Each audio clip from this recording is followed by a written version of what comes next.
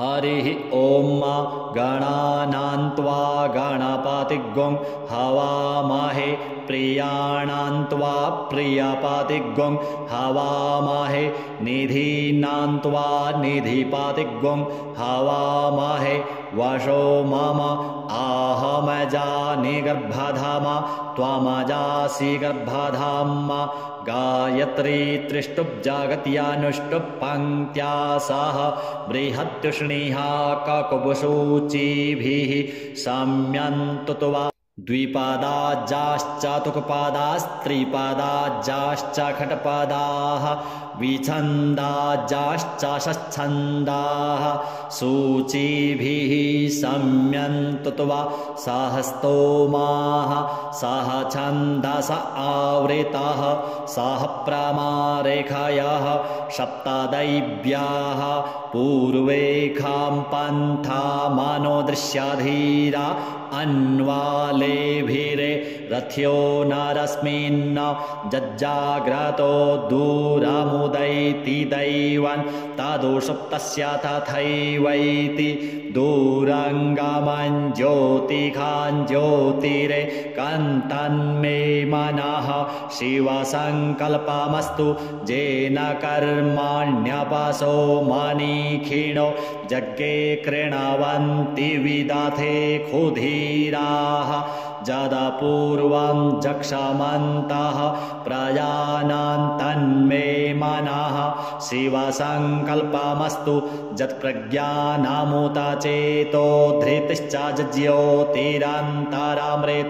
प्रजासु यस्मान्नरिते किञ्चन कर्म क्रियते तन्मे मनः शिवसङ्कल्पमस्तु जेनेदं भूतं भुवनं भविष्यत्परिगृहीतममृतेन सर्वं जेन यज्ञस्तायते सप्ताहोता तन्मे मनः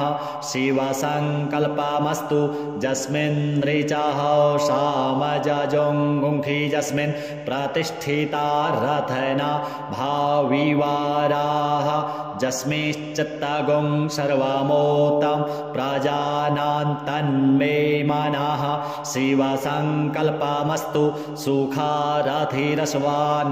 जन्मानुख्यान्ने नीयते भीषुभिर्वाजिन इव हृत्प्रतिष्ठं जदजिरैजविष्ठन् तन्मे मनः शिवसङ्कल्पमस्तु हरिः ॐ सहस्रशीरेखा पुरुषः सहस्राक्षः सहस्रपात सभूमिग्गुं सर्वतस्पृत्वात्यतिष्ठद्दशाङ्गुलं पुरुष एवेदग्गुं सर्वं जद्भूतं यच्च भाव्यम् उतामृतत्वशेषानोज्जदन्ने नातिरोहति एतावानस्य महिमातोज्यायाश्च पुरुषः पादोश्च विश्वा भूतानि त्रिपादस्यामृतं दिवि त्रिपादूर्ध्व उदयत्पुरुषः पादोषेह भवत्पुनः ततो विख्वन् व्यक्रामत्सा सनानसने अभि ततो विराडजायत विराजो अधिपुरुषः सजातो अत्यरिच्यत पश्चाद्भूमिमथो पुरः तस्मादिज्ञात् सर्वाहुतः सम्भृतं प्रेखदाज्यं पशुस्ताश्चक्रे वायव्यानारण्य ग्राम्याश्च जे तस्मादिज्ञात् सर्वाहुतारिचः सामानि जग्गिरे छन्दागुंसि जग्गिरे तस्माद्यजुस्तस्माद्दजायत तस्माद्दश्वा अजायन्त जे केचोभयादतः गावोह जग्गिरे तस्माज्जाता अजावयः तं यज्ञं बर्हिः प्रोक्षन् पुरुखै जातमग्रतः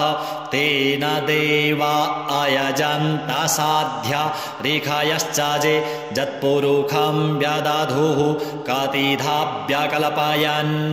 मुखं किमस्यासीत् किं बाहु किमूरुपादा उच्येते ब्राह्मणोऽस्य मुखमासीत् बाहु राजन्यः कृतः ऊरु तदस्य यद्वैश्यः पद्भ्यागुंशूद्रो अजायत चन्द्रमा मनसो जातश्चक्षोः सूर्यो अजायत श्रोत्राद्वायुश्च प्राणश्च मुखादग्निरजायत नाभ्या आसीदन्तरिक्षगुं शीर्ष्णोर्द्योः समवर्तत पद्भ्यां भूमिर्दिशः श्रोत्रात् तथा लोकान् अकल्पयन् जत्पुरुखेण हविखा देवा जज्ञमतन्वत वसन्तोऽस्यासीद्दाज्यङ्ग्रीक्ष्म इदमः शरद्धविः सप्तास्यासन् परिधयस्त्रिः सप्तसमिधः कृताः देवा जज्ञन्तन्वाना अवध्नन् पुरुखं पशुं यज्ञेन जज्ञामयजन्त देवास्तानि धर्माणि प्रथमान्या सन्न ते हनाकं महिमानः सचन्त जत्र पूर्वे साध्याः सन्ति देवाः अद्भ्यः संभृतः पृथिव्यैरसाच्च विश्वकर्मणः समवर्तताग्रे तस्य त्वष्टा विदधद्रूपमेति तन्मर्त्यस्य देवत्वमाजानमग्रे वेदाहमेतं पुरुखं महान्तमादित्यवर्णं तमसः परस्तात् तमेव विदित्वाति मृत्युमेति नान्यः पन्था विद्यते यनाय प्रजापतिश्चरति गर्भे अन्तर्जायमानो बहुधा विजायते तस्य योनिं परिपश्यन्ति धीरास्तस्मिन् हतस्त्रिभुवनानि विश्वा जो देवेभ्य आतपतिजो देवानां पुरोहितः पूर्वो जो देवेभ्यो जातो नमो रुचाय ब्रह्मणे रुचं ब्रह्मै जनयन्तो देवा अग्रे तदब्रुवन् जस्त्वैवं ब्रह्मणो विद्या तस्य देवा असन्वसे श्रीश्च ते लक्ष्मीश्च पत्न्या वहोरात्रे पार्श्वे नक्षत्राणि रूपमश्विनौ व्यातम् इषणन्निखाणा मुम्म इखाण सर्वलोकं इखाण हरिः ॐ आसुः शिशानो बृहभो न भीमो घनाघनः क्षोभणश्च रेखणीनां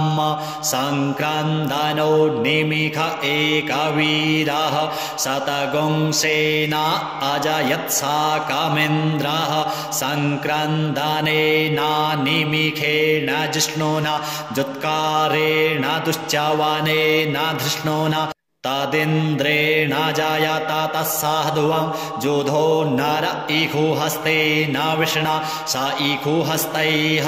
स निखङ्गर्भिवसी सग्गुं स्रष्टा स युध इन्द्रो गणेन सग्गुं सृष्टा जस्सोमपाबाहु सर्धुग्रधन्वा प्रतिहिता भीरस्ता बृहस्पते परिदीया रथेन रक्षो हामित्रान् अपबाधमानः प्रभञ्जनत्सेनाः प्रमीणोज्जुधा जयन्नस्माकमेध्यविता रथानां बलविज्ञायस्थवीरः प्रवीरः सहस्वान्वाजी सहमान उग्रः अभिवीरो अभिसत्वा सहोजा जैत्रमिन्द्ररथमातिष्ठ गोवित गोत्रभिदं गोविदं वज्रबाहुं जयन्तमज्मा प्रामृणन्तामोजसा इमगुंसजाता अनुवीराजध्वमिन्द्रगुं सखायो अनुसगुं राभद्वाम अभिगोत्राणि सहसा गाहमानोदयो वीरः शतमन्युरिन्द्रः दुश्चवनाः प्रेतानाखाडाजुध्योऽस्माकगुं सेना अवतु प्रायुत्सु इन्द्र आसान्नेता बृहस्पतिर्दक्षिणा जज्ञाः पुर एतु सोमः देवसेनानाम् अभिभञ्जतीनां जयन्तीनां मरुतो जन्त्वग्राम इन्द्रस्य विष्णौ वरुणस्य राज्ञ आदित्यानां मरुता गुंश्रद्धा उग्राम महामनसां भुवनच्यवानां घोघो देवानां जयतामुदस्थात उद्धरेखया माघवन्नायुधान्युत्सत्वानां मामकानां मनागुंसि उद्वृत्राहन्वाजीनां वाजीनां न्युद्रथानां जयतां जन्तुघोखाः अस्माकमिन्द्रः समृते खुद्वाजे ख्वस्माकं जा इखावस्ता जयन्तु अस्माकं वीरा उत्तरे भवन्त्वस्मान् उदेवा अवताहवेखु आमीखां चित्तं प्रतिलो भयन्ति गृहाणाङ्गा न्यप्वे परेहि अभिप्रेहि निर्दया हृत्सुशोकै रन्धेना मित्रास्तमसा सचन्ताम् अवसृष्टा परापदसरभ्ये ब्रह्म सगुंसिते गच्छा मित्रान् प्रापद्यस्व मामीखां कञ्चनोच्छिखः प्रेता जयता नर इन्द्रो वः सर्मा गच्छतु उग्रावहौ सन्तु बाहवो न धृख्या जथा सथ अशौजासेना मरुतः परेखामभ्यैति न ओजसा स्पर्धमाना ताङ्गुहततमसा पव्रते न जथामि अन्यो अन्यन्न जानन्न जत्रवाणाः सम्पतन्ति कुमारा विशिखा इव तन्न इन्द्रो बृहस्पतिरादितिः सर्मा गच्छतु विश्वाः सर्मा गच्छतु मर्माणि ते वर्मणाच्छादय मिसोमस्त्वा राजामृतेनानुवस्ताम् उरोर्वरीयो वरुणस्ते कृणोतु जयन्तन्त्वानुदेव मदन्तु हरिः ॐ बिभ्राट् बृहत् पिबतु सौम्यं मध्वा युर्दोधद्याज्ञोपता वाविहृतं वातजूतो जो अभिरक्षातित्मना प्रजाः पुपोखपुरुधा विराजति उदुतियञ्जातवेदसं देवं वहन्ति केतवः दृशे विश्वाय सूर्यं जेनापावकचक्षसा भूरण्यन्तन् जनान् अनु त्वं वरुणा पश्यासि दैव्यावध्वर्जु आगतगुं रथेन सूर्यत्वचा मध्वा जज्ञगुं समञ्जाथे तं प्रत्नथायं वेनश्चित्रं देवानां तं प्रत्नथा पूर्वथा विश्वथे मथा ज्येष्ठता तेम्बरहि खदगुं स्वरविदं प्रतीचीनं वृजनन्दो हसे धुनिमाश्वी जयन्तमनुया सुवर्धसे अयं वेनश्चोदयत्प्रश्निगर्भा ज्योतिर्जरायुरजसो विमाने इममपागुं सङ्गमे सूर्यस्य शिशो न विप्रामतिभिरिहन्ति चित्रं देवानामुदगादनीकाय चक्षुर्मित्रस्य वरुणस्याग्नेः आप्राद्या वा पृथिवी अन्तरिक्षगुं सूर्य आत्मा जगतस्तस्थुखश्च आन इडाभिर्विदधे सुषस्ति विश्वान्नरः सविता देव एतु अपि जथा जुवानो मत्सथानो विश्वं जगदभिपद्वे मनीखा जोदद्या कच्चा वृत्राहन्नुदगा अभिसूर्ज सर्वन्तदिन्द्रते वसे तारणिर्विश्वदर्शतो ज्योतिष्कृदसि सूर्ज विश्वमाभासि रोचनम् तत्सूर्यस्य देवत्वन्तन्महित्वं मध्याकर्तोर्विततगुंसञ्जभार जदेदयुक्ता हरितः सदस्थाद्रात्रिवासस्तनुते सीमस्मै तन्मित्रस्य वरुणस्याभिचक्षे सूर्यो रूपं कृणोते द्योरूपस्थे अनन्तमन्यदृषदस्य पाजः कृष्णमन्यधरितः सम्भरन्ति बडमहान् असि सूर्यबडादित्यमहान् असि महस्ते सतो महिमापनस्यते धादेवमहान् असि वट्सूर्यस्रवसा महान् असि सत्रादेवमहान् असि मह्नादेवानामसृजः पुरोहितो विभुज्योतिरा दाभ्यम् श्रायन्त इव सूर्यं विश्वेन्द्रेन्द्रस्य भक्षत वसूनि जाते जनमान ओजसा प्रतिभागन्नदीधिमा अद्या देवा उदिता सूर्यस्य निरगुंहसः पिप्रीता निरावद्यात तन्नो मित्रो वरुणो मामहन्तामदितिः सिन्धुः पृथिवी उतद्योः आकृष्णेन रजसा वर्तमानो निवेशयन्नमृतं मर्त्यञ्च हिरण्येन सविता रथेन देवो जाति भुवनानि पश्यन् हरिः ॐ ॐ भुः ॐ भुवः ॐ स्वः ॐ नमस्ते रुद्रमन्यव उतो तैखवे नमः बाहुभ्याम् उतदे नमः जाते रुद्रशिवा तनूरघोरा पापकाशिनी तया नस्तन्वा सन्तमया गिरिसन्ताभिचाकसीः जामिखुङ्गिरिसन्तहस्ते विभर्गस्तवे शिवाङ्गिरित्रताङ्कुरु माहिगुं सिः पुरुखैं जगत शिवेन वचसा त्वा गिरिशाच्छा वदामसि यथा नः सर्वमिज्जगदयक्ष्मगुं सोमना असत अध्यावोचदधिवक्ता प्रथमो दैव्योऽभिखग अहिश्च सर्वाञ्जं भयन्त सर्वाश्च जातु धान्यो धराचिः पराशुव अशौजस्ताम्रो अरुण उत बभ्रुः सुमङ्गलः जे चैनगुं रुद्र अभितो दिक्षुस्त्रेताः सहस्रशो वैखा गुंहेड इमहे अशौजो वसरपतिनीलग्रीवो विलोहितः उतैनङ्गोप अदृशन्नदृशन्नुदाहार्यः सदृष्टो मृडयातिनः नमोऽस्तु नीलग्रीवाय सहस्राक्षाय मीढुके अथो जे अस्य सत्वानो हन्तेभ्यो करन्नमः प्रमुञ्च धन्वनस्तमुभयो रात्न्योर्ज्याम्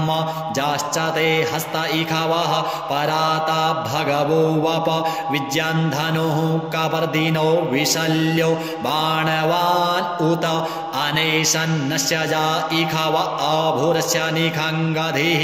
जाते हेतिर्मीढुष्टमहस्ते बभूवते धनुः तयास्मान् विश्वतस्तोमयक्ष्मया परिभुज परिते धन्वनो हेतिरस्मान् वृणक्तो विश्वतः अथो ज इखुधिस्तवारे अस्मन्निधेहितम् अवतत्यधनुष्ट्वगुं सहस्राक्षसते खुधे निशीर्जशल्यानां मुखा शिवो नः सोमना भव नमस्त आयुधाय नातताय धृष्णवे उभाभ्यामुतते नमो बाहुभ्यान्तव धन्वने मानो महान्तमुतमानो अर्भगं मान उक्षन्तमुतमान उक्षितम्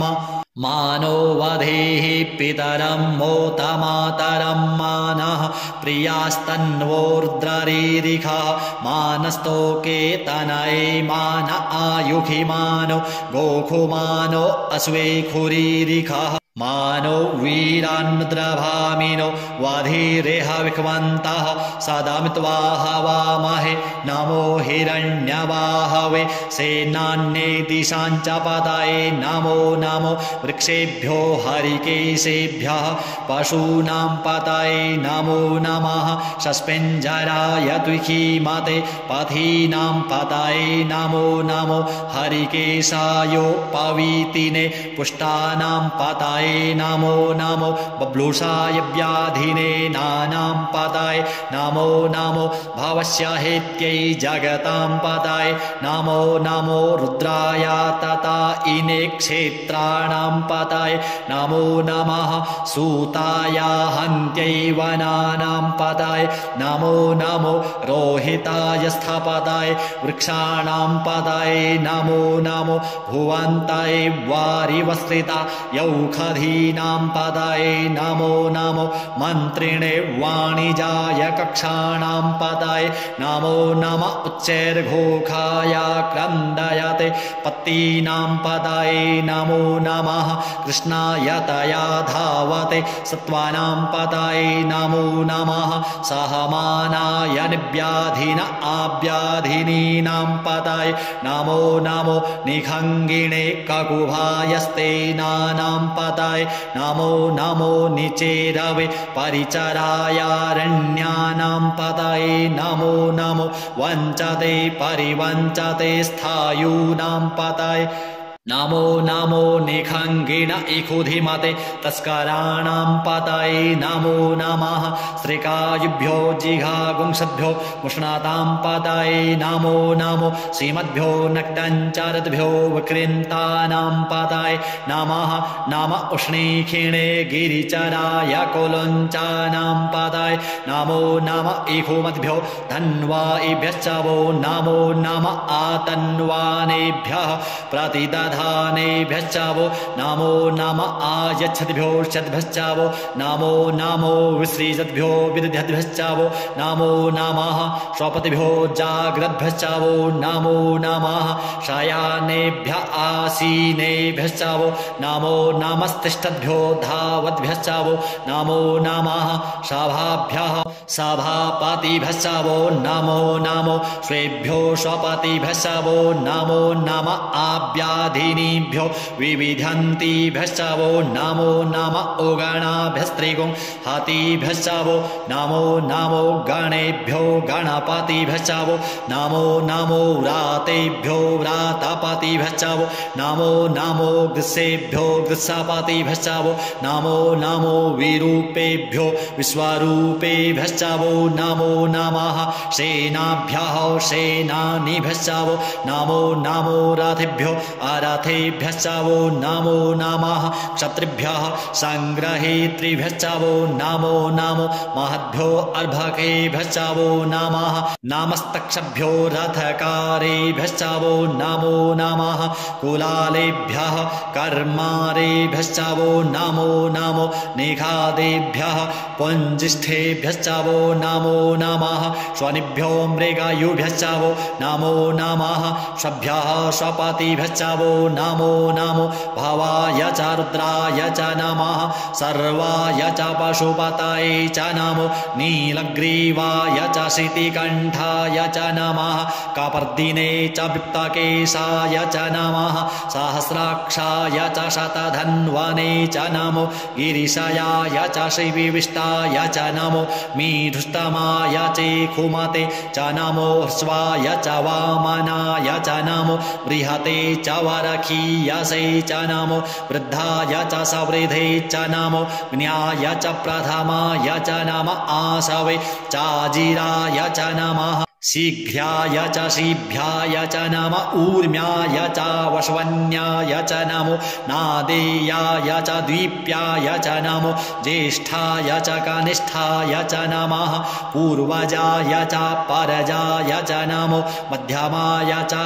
पगल्भाय च नमो जघन्याय च बुध्न्याय च नमः शोभ्याय च प्रतिसर्जाय च नमो जाम्याय च क्षेम्याय च नमः श्लोक्याय च वशान्याय च नाम उर्वरजाय च खल्याय च नमो वन्याय च कक्षाय च नमः स्रवाय च प्रतिस्रवाय च नम आशुखेणाय च सुरथाय च नमः शूराय च वभेदिने च नमो बिल्मिने च कवचिने च नमो वर्मिणे च वरूथिने च नमः श्रुताय च श्रुतसेनाय च नमो दुन्दुभ्याय च हनन्याय च नमो धृष्णवे च प्रमृषाय च नमो निखङ्गिणे चेखुधिमते च नमस्तीक्ष्णे खवे चायुधिने च नमः स्वायुधाय च सुधन्वने च नमः श्रुत्याय च पथ्याय च नमः काट्याय च नीप्याय च नमः कुल्याय च सरस्याय च नमो नादेयाय च वैशन्ताय च नमः कूप्याय च वट्याय च नमो विदध्र्याय च तप्ताय च नमो मेघ्याय च विरत्याय च नमो वर्ख्याय च वर्ख्याय च नमो वात्याय च रेक्म्याय च नमो वास्तव्याय च वास्तुपाय च नमः सोमाय च रुद्राय च नमस्ताम्राय च रुणाय च नमः शङ्गवे च पशुपताय च नम उग्राय च भीमाय च नमो ग्रीवधाय च दूरे वधाय च नमो हन्त्रे च हनीयसे च नमो वृक्षेभ्यो हरिकेशेभ्यो नमस्ताराय नमः शम्भवाय च मयो भवाय च नमः शङ्कराय च मयस्कराय च नमः शिवाय च शिवतराय च नमः पार्जाय च वार्जाय च नमः प्रतरणाय चोत्तरणाय च नमस्तीर्थ्याय च कुल्याय च नमः षष्ठ्याय च फेन्याय च नमः शिकत्याय च प्रवाह्याय च नमः किग्गोंशिलाय च क्षयणाय च नमः कापर्दिने च पुलस्ताय च नम ईरिण्याय च प्रपथ्याय च नमो व्रज्याय च गोष्ठ्याय च नमः तल्प्याय च गेह्यजाय च नमो हृदज्याय च निवेख्याय च नमः काट्याय च गुह्वरेष्ठाय च नमः शुष्क्याय च हरित्याय च नमः पागुंशप्याय च राजस्याय च नमो लोप्याय चोल्लप्याय च नम ऊर्व्याय च सूर्व्याय च नमः पर्णाय च पर्णसदाय च नम उद्गुरुमाणाय चाभिघ्नते च नम आखिदते च प्रखिदते च नम इहुकृद्भ्यो धनुष्कृद्भ्यश्च वो नमो नमो वः कीरिकेभ्यो देवानागुं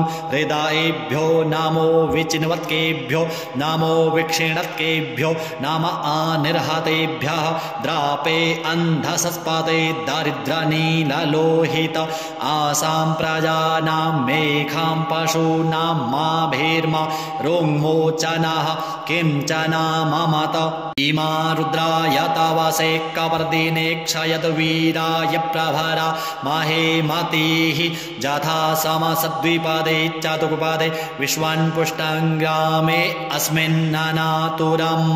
जाते रुद्रशिवा तनुः शिवा विश्वाः भेखजि शिवारुतस्य भेखजि तया नो मृडजीवसे परिणो रुद्रस्य हेतृवृणक्तो पारित्वेखस्य दुर्मतिर्रघायोः अवस्थिरा मघवद्भ्यस्तनुक्ष्वमीध्वस्तोकायतनयाय मृड मीढुष्टमशिवतम शिवो नः सुमना भव परमे वृक्ष आयुधन्निधाय कृतिं वशान आचर पिनाक बिभ्रदागहि विकीर्द्रविलोहित नमस्ते अस्तु भगवः जास्ते सहस्रगुंहेतयो न्यमस्मन्निवपन्तु ताः सहस्राणि सहस्रशो बाहुवो तव हेतयः तासामीशानो भगवः पराचीना मुखाकृधि असंख्याता सहस्राणि जे रुद्रा अधिभूम्याम् तेखागुं सहस्रयोजने वधन्वानि तन्मसि अस्मिन् महत्रणवेन्तरिक्षे भवा अधि तेखागुं सहस्रयोजने वधन्वानि तन्मसि नीलग्रीवाः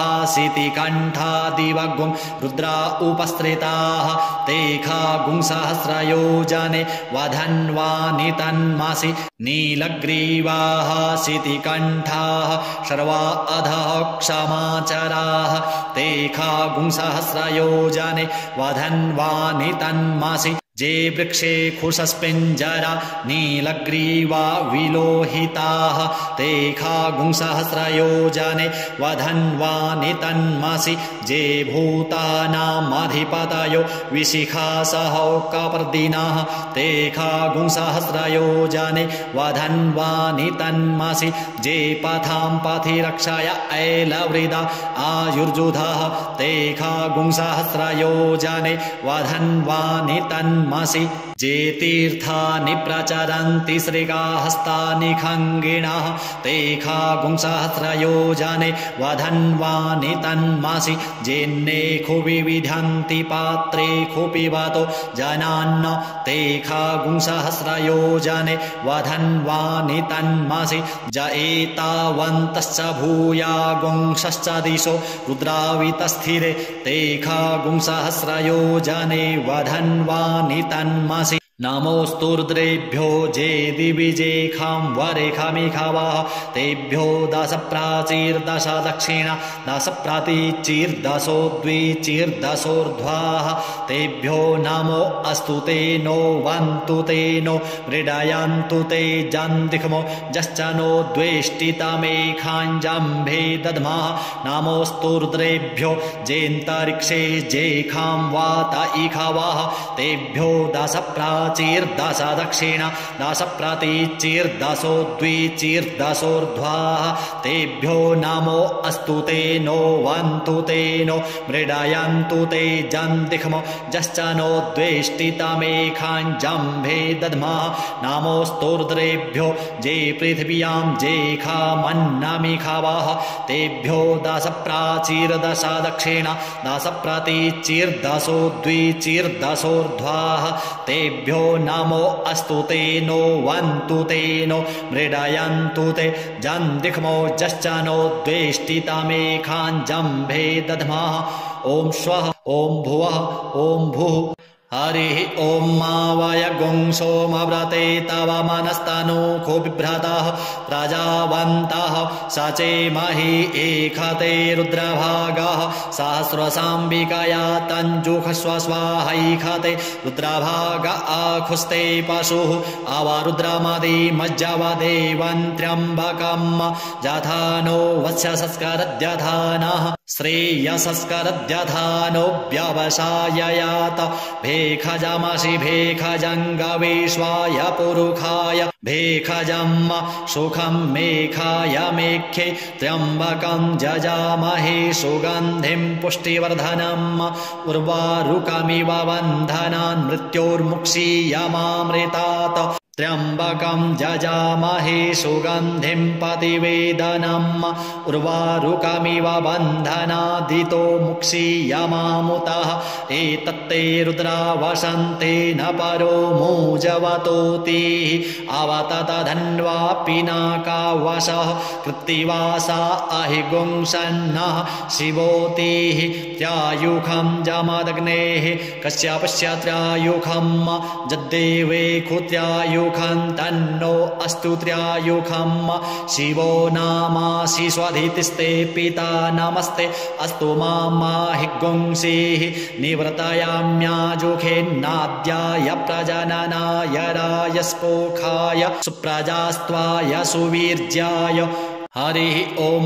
उग्रश्च भीमश्च धान्तश्च धुनिश्च साशवाश्चाभिगुवा च विक्षिपः स्वाहा अग्निगुं हृदयेनासनिगुं हृदयाग्रेण पशुपतिं कृष्णहृदयेन भवञ्जग्ना सर्वं मतस्नाभ्यामीशानं मन्युना महादेवमन्तः पर्षव्येनोग्रं देवं वनिष्ठुना वसिष्ठः नोः सिंगिनीकोश्याभ्याम्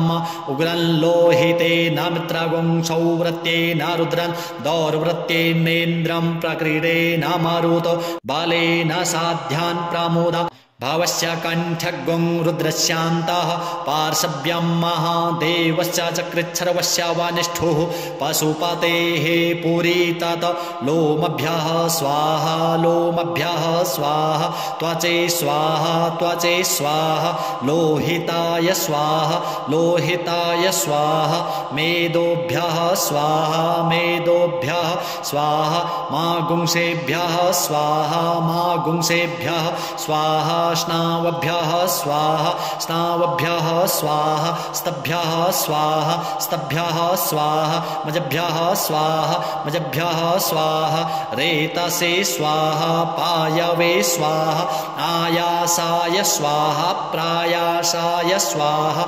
संजासाय स्वाहा वियासाय स्वाहोद्यासाय स्वाहा शुचे स्वाहा शोचते स्वाहा शोचमानाय स्वाहा शोकाय स्वाहा तपसे स्वाहा तप्यते स्वाहा तप्यमानाय स्वाहा तप्ताय स्वाहा घर्माय स्वाहा निष्कृत्यै स्वाहा प्रायश्चित्यै स्वाहा भेखजाय स्वाहा जमाय स्वाहान्तकाय स्वाहा मृत्यावे स्वाहा ब्रह्मणे स्वाहा ब्रह्महत्यायै स्वाहा विश्वेभ्यो देवेभ्यः स्वाहा द्यावा पृथिवीभ्यागुं स्वाहा हरिः ॐ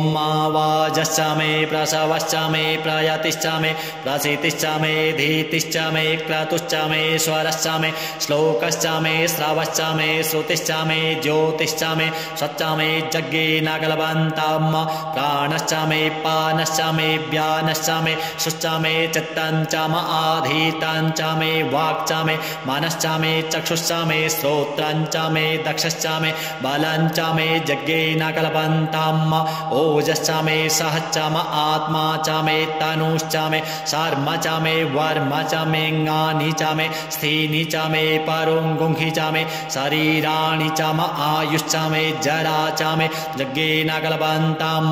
ज्येष्ठं च म आधिपत्यं च मे मन्युश्च मे भामश्च मे मश्च मे भश्च मे जेमा च मे महिमा च मे वरिमा च मे प्रथिमा च मे वरिखिमा च मे द्राघिमा च मे वृद्धं च मे वृद्धिश्च मे यज्ञेन कल्पन्तं सत्यं च मे श्रद्धा च मे जगच्च मे धनं च मे विश्वं च मे महश्च मे क्रीडा च मे मोदश्च मे जातं च मे जनिख्यमाणं च मे सूक्तं च मे सुकृत्यं च मे यज्ञेन कल्पन्तं ऋतं च मे मृतं च मे यक्ष्मं च मे नामयच्च मे जीवातुश्च मे दीर्घायुत्वं च मे नमित्रं च मे भयं च मे सुखं च मे शयनं च मे सुखाश्च मे सुदिनं च मे यज्ञेन कल्पन्तं जन्ता च मे धर्ता च मे क्षेमश्च मे धृतिश्च मे विश्वं च मे महश्च मे संविच्च मे ज्ञात्रं च मे शूश्च मे प्रशूश्च मे शीरं च मे लयश्च मे यज्ञेन कल्पन्तं शञ्च मे मयश्च मे प्रियञ्च मे नुकामश्च मे कामश्च मे सौमनसश्च मे भगश्च मे द्रविणञ्च मे भद्रञ्च मे श्रेयश्च मे वशीयश्च मे जशश्च मे यज्ञेन कल्पन्तं ऊर्क च मे सुनृता च मे पयश्च मे रसश्च मे घृतं च मे मधु च मे सग्धिश्च मे सपीतिश्च मे कृषिश्च मे वृष्टिश्च मे जैत्रं च म औद्भिर्यं च मे यज्ञेन कल्पन्तं रयश्च मे रायश्च मे पुष्टं च मे पुष्टिश्च मे विभु च मे प्रभु च मे पूर्णं च मे पूर्णतरं च मे कुयवं च मे क्षितं च मे नं च मे शुच्च मे यज्ञेन कल्पन्तं वित्तं च मे वेद्यं च मे भूतं च मे भविष्यच्च मे सुगं च मे सुपथ्यं च मारिद्धं च मारिद्धिश्च मे क्लप्तं च मे क्लिप्तिश्च मे मतिश्च मे सुमतिश्च मे यज्ञेन कल्पन्तं व्रीहय मे जवाश्च मे माखाश्च मे तिलाश्च मे मुद्गाश्च मे खल्वाश्च मे प्रियंगवश्च मे नवश्च मे श्यामाकाश्च मे नीवाराश्च मे गोधूमाश्च मे मसूराश्च मे यज्ञेन कल्पन्तं अस्माच्च मे मृत्तिका च मे गिरयश्च मे पर्वताश्च मे शिखताश्च मे वनस्पतयश्च मे हिरण्यं च मे यश्च मे श्यामं च मे लोहं च मे शीशं दिशञ्चामे त्रपुचामे जज्ञेन कल्पन्ताम् अग्निश्चाम आपश्चामे विरुधश्चाम ओखादायश्चामे कृष्णपच्याश्चामे कृष्णपच्याश्चामे ग्राम्याश्चामे पशव आरण्याश्चामे वित्तञ्चामे वित्तिश्चामे भूतञ्चामे भूतिश्चामे जज्ञेन कल्पन्ताम् वशुचामे वसतिश्चामे कर्मचामे शक्तिश्चामे अर्थश्चाम एमश्चाम इत्याचामे गातिश्चामे जज्ञेन कल्पन्ताम् अग्निश्चाम इन्द्रश्चामे सोमश्चाम इन्द्र चामे सविता चाम इन्द्रश्चामे सरस्वती चाम इन्द्रश्चामे पूखा चाम इन्द्रश्चामे बृहस्पतिश्चाम इन्द्रश्चामे जज्ञेन कल्पन्ताम् मित्रश्चाम इन्द्रश्चामे वरुणश्चाम इन्द्रश्चामे धाता चाम इन्द्रश्चामे त्वष्टा चाम इन्द्रश्चामे मरुतश्चाम इन्द्रश्चामे विश्वे च मे देवा इन्द्रश्चामे जज्ञेन कल्पन्ताम् पृथिवी चाम इन्द्रश्चामेन्तरिक्षाञ्चाम इन्द्रश्चामे द्यौश्चाम इन्द्रश्चामे सामाश्चाम इन्द्रश्चामे नक्षत्राणि चाम इन्द्रश्चामे दिशश्चाम इन्द्रश्चामे जज्ञेन कल्पन्ताम्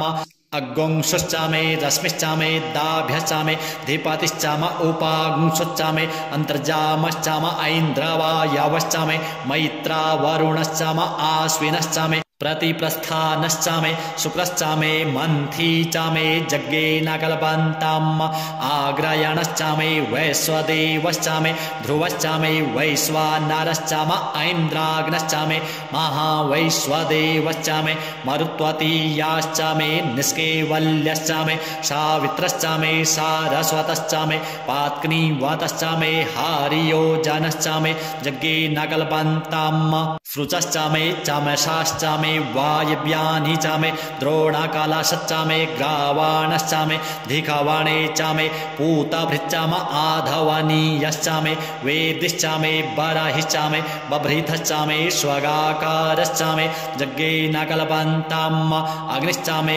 घर्मश्चामे अर्कश्चामे सूर्यश्चामे प्राणश्चामे स्वमेधश्चामे पृथिवी चामे दितिश्चामे द्यौश्चामेऽङ्गुलयः शक्करायो दिशश्चामे जज्ञेन कल्पन्ताम् व्रतञ्चामरितवश्चामे तपस्सामे संवत्सरश्चामे होरात्रे ऊर्वष्ठीवे बृहद्रथान्तरे चामे जज्ञेन कल्पन्ताम् एका चामे त्रिशश्चामे पञ्चचामे सप्तचामे नवचाम एकादशचामे त्रयोदशचामे पञ्चदशचामे सप्तदशचामे नवदशचाम एकविंशतिश्चामे त्रयोविंशतिश्चामे पञ्चविंशतिश्चामे सप्तविंशतिश्चामे नवविंशतिश्चाम एकत्रिंशच्चामे त्रयस्त्रिंशच्चामे जज्ञेन कल्पन्ताम् चतस्रश्चामे द्वादशचामे षोडशचामे विंशतिश्चामे चतुर्विंशतिश्चामे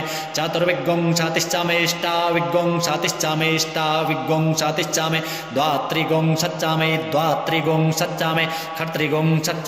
खत्रिंशच्चामे चत्वारिंशच्चामे चतुश्चत्वारिंशच्चामे अष्टाचत्वारिंशच्चामे जज्ञेन कल्पन्ताम् त्रविश्चामे द्वितीयोहीचामे पञ्चावीचामे त्रिवशच्चामे तृजोहीचामे जज्ञेन कल्पन्ताम् पष्ठवाच्चामे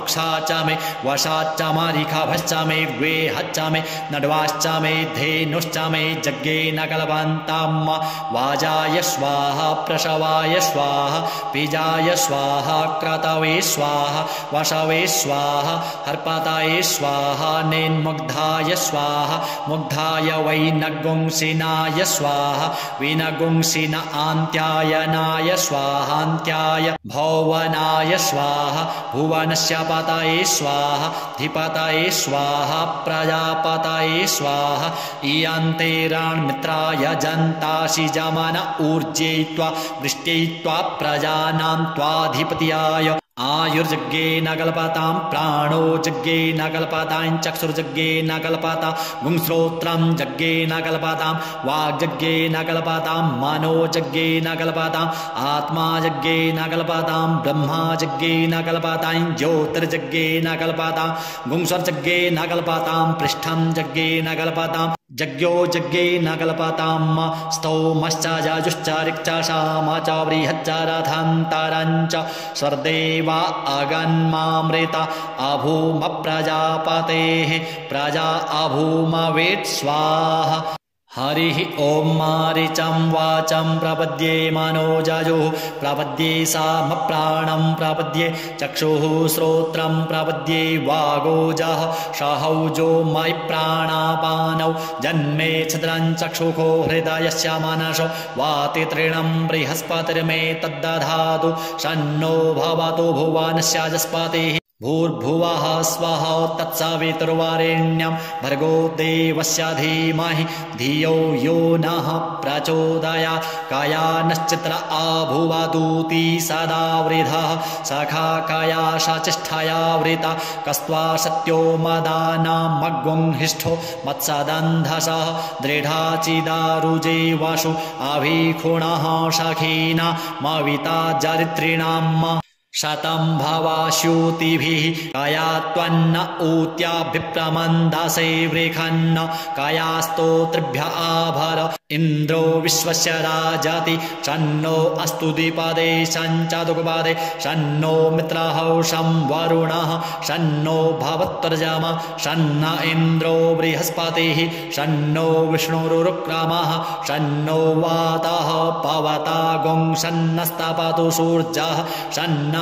कनिक्रदेवः पर्जन्यो अभिवरेखतु अहानि सम्भवन्तु नः षड्गुं रात्रिः प्रतिधीयताम्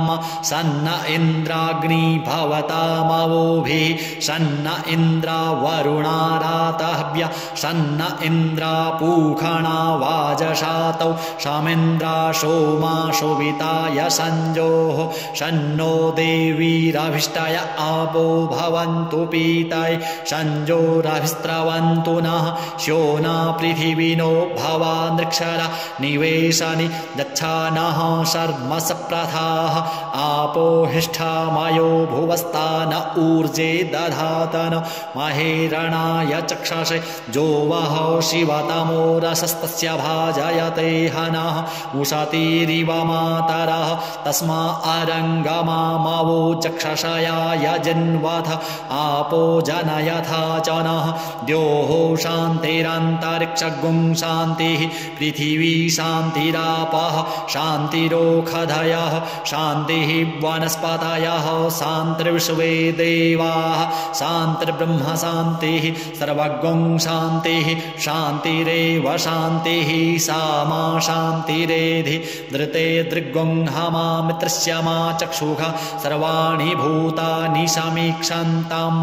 मित्रस्याहं चक्षुः सर्वाणि भूतानि समीक्षे मित्रस्य चक्षुः समीक्षामहे धृते दृग्गुं हमा ज्योक्ते सन्दृशि जीव्या संज्योक्ते सन्दृशि जीव्या सम्म नमस्ते हरसे शोचिहे नमस्ते अस्तृचिहे अन्यास्ते असमत्तपन्तु हेतयः पावको अस्मभ्यगुं शिवो भव नमस्ते अस्तु विद्युते नमस्ते स्तनायतनावे नमस्ते भगवन्नस्तु जातः श्वः शमीहसे जातो यतः शमीहसे ततो नो अभयं कुरु सन्नः कुरु प्रजाभ्यो भयन्नः पशुभ्यः सौमित्रियान आप ओखधयः सन्तु दुर्मृत्यास्तस्मै सन्तु जोस्मान् द्वेष्टिजं च वयं दिक्मः तच्चक्षुर्देवहितं पुरस्ताच्छ शुक्रामुच्चारात पश्येमाशारादाः शातां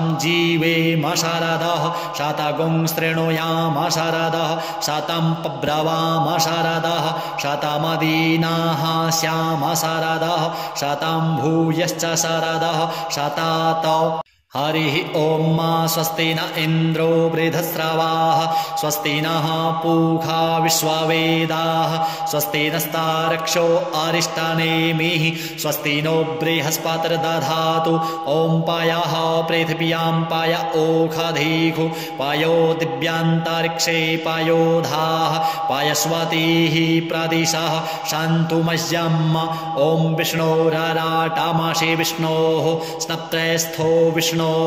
शूराशे विष्णो ध्रुवोषि वैष्णवामाशे विष्णवे त्वा ॐ अग्निर्देवता वातो देवता सूर्यो देवता चन्द्रमा देवता वशवो देवता रुद्रा देवता दित्या देवता मरुतो देवता विश्वे देवा देवता बृहस्पतिर्देवतेन्द्रो देवता वरुणो देवता ॐ सद्यो जातं प्रपद्यामि सद्यो जाताय वै नमो नमः भवे भवे नाति भवे भवश्व मां भवोद्भवाय नमः वामदेवाय नमो ज्येष्ठाय नमः श्रेष्ठाय नमो रुद्राय नमः कालाय नमः कालविकरणाय नमो बलविकरणाय नमो बलाय नमो बलप्रमथनाय नमः सर्वभूतदमनाय नमो मनोन्मनाय नमः अघोरेभ्योऽथ घोरेभ्यो घोरघोरतरेभ्यः सर्वेभ्यः सर्वसर्वेभ्यो नमस्ते अस्तु रुद्ररूपेभ्यः तत्पुरुषाय विद्महे महादेवाय धीमहि तन्नो रुद्रः प्रचोदयात् ईशानः सर्वविद्यानाम् ईश्वरः सर्वभूतानां ब्रह्माधिपतिर्ब्रह्मणोऽधिपतिर्ब्रह्मा शिवो मे अस्तु सदा शिवो ॐ शिवो नामासि स्वधितिस्ते पिता नमस्ते अस्तु माहि गुंसीः निवर्तयाम्याजुखेन्नाद्याय प्रजननाय रायस्पो खाय सुप्रजास्त्वाय सुवीर्याय ॐ विश्वानि देव सवितर्दुरितानि पराशुव जद्भद्रान्तन्न आशुव ॐ द्योः शान्तिरन्तरिक्षगुं शान्तिः पृथिवी शान्तिरापः शान्तिरोषधयः शान्तिः वनस्पतयः शान्तिर्विश्वे देवाः शान्तिर्ब्रह्म शान्तिः सर्वगुं शान्तिः शान्तिरेव शान्तिः सामा शान्तिरेधि ॐ सर्वेखां वा एकवेदानागुं रसो जत्साम सर्वेखामे वैनमे तद्वेदानागुं रसेनाभिषिञ्चति ॐ शान्तिः शान्तिः शान्तिः अनेन कृतेन श्री रुद्रीपाठकर्मणा श्री भवानी शंकर महारुद्रः प्रीयतां न मम श्री सांब सदा शिवार्पणमस्तु।